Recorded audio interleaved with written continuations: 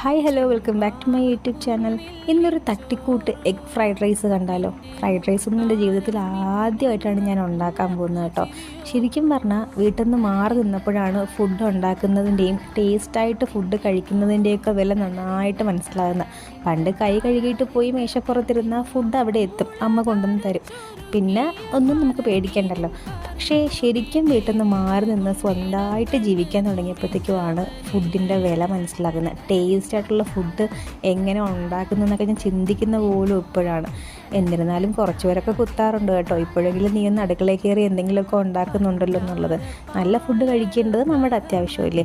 ഒരു തട്ടിക്കൂട്ട് fried rice, കുറച്ച് മുട്ട ഇരുന്നത് വറുത്തു വിത്ത് കുരുമുളക്, പിന്നെ അധികം പച്ചക്കറിയൊന്നുമില്ല, ക്യാരറ്റും ക്യാപ്സിക്കും മാത്രം. ഇത് രണ്ടും ഇടുന്നത് ഭയങ്കര ഇഷ്ടമായി കേട്ടോ. ഇതാണ് എൻ്റെ ഫൈനൽ ഫ്രൈഡ് റൈസിൻ്റെ ലുക്ക്.